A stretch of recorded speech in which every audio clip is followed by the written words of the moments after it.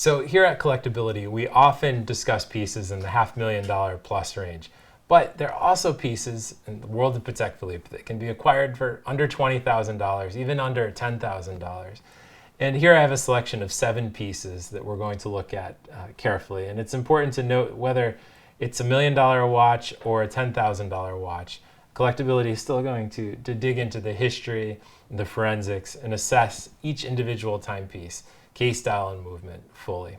So let's get started with a pocket watch, which is from 1917 from Patek Philippe that is signed Tiffany and Company. But if you look at the movement, you can see the extraordinary level of quality. And indeed, it is an extra quality movement. And you could buy these timepieces for $6,000 or $7,000. This particular example is $5,500 with a mint Tiffany dial. And it is a benchmark of a Patek Philippe collection. And I believe everyone should have a pocket watch. But often people want to have watches they can wear and wear in public. And we're going to look at some wristwatches now.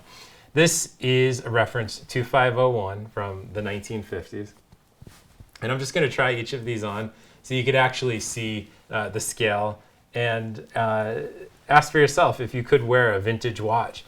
Because the size of these timepieces, it's not so bad for the modern wrist. At 31, 32 millimeters, you could wear these timepieces. And a typical vintage Patek Philippe is in the 34, 35 millimeter range. This particular piece is 33.5 millimeters. It's from 1951. And it's called Disco Volante because it's in Italian, it's like a frisbee. It's a flying disc and is a very wearable vintage watch for $8,000.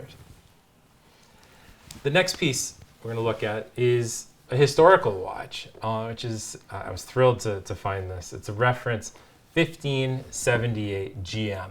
The GM stands for General Motors, of course. And you'll see on the case back, it says GMC to GMOO, which stands for General Motors Overseas Operations. And in the early 1950s, these were given to executives of GM in honor of their service with the years of where they worked for the company. And this belonged to a Mr. W.L. Westman, and he must have worn this watch proudly. The wearability of these watches is quite nice, and you can see the size on the wrist is quite attractive with the black dial. And what I like about this example is it hasn't been over-restored. The dial has beautifully aged to this matte finish, and the original shape of the lugs is still preserved. So this, for collectors that appreciate American history, automotive history, and Patek Philippe, has a vintage watch that you could enjoy for $18,000 is the asking price. Our first automatic offering of the day is a reference 3445 in white gold. Automatic watches mean simply it has a rotor on the inside, and when it's on your wrist, that rotor spins and winds the watch. So you don't have to take the time to wind the watch every day. When these are on your wrist, you could actually feel the rotor spinning, which is quite fun if you've never wore an automatic watch before.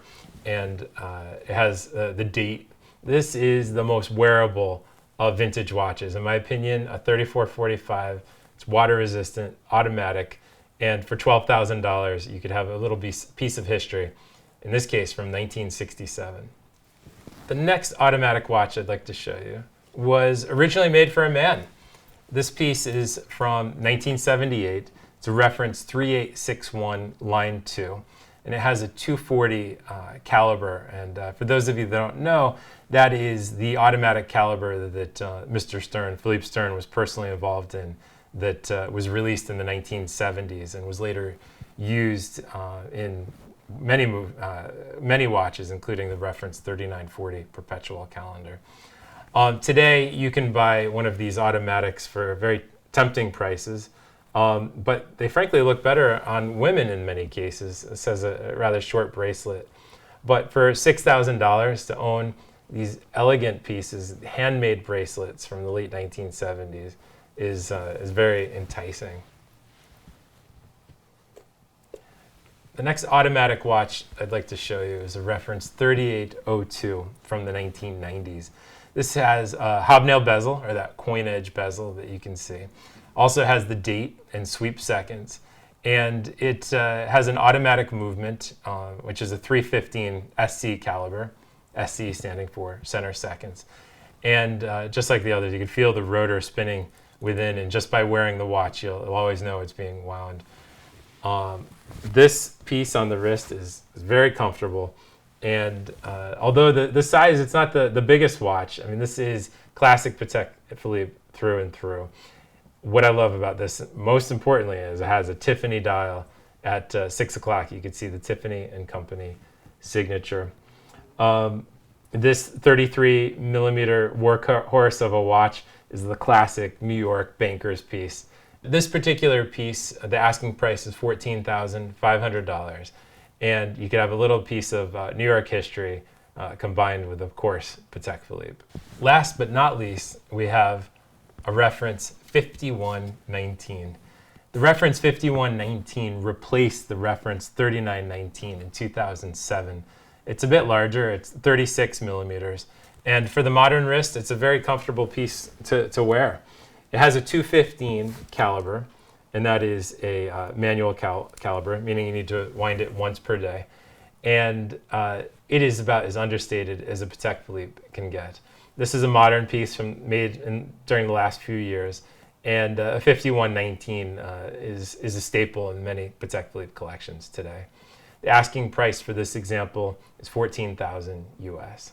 So in conclusion, in the world of Patek Philippe, there are many pieces that you can purchase at tempting price points below $20,000, below $10,000, and even pocket watches below $5,000. So when the case is closed at the end of the day, we just keep looking at Patek Philippe.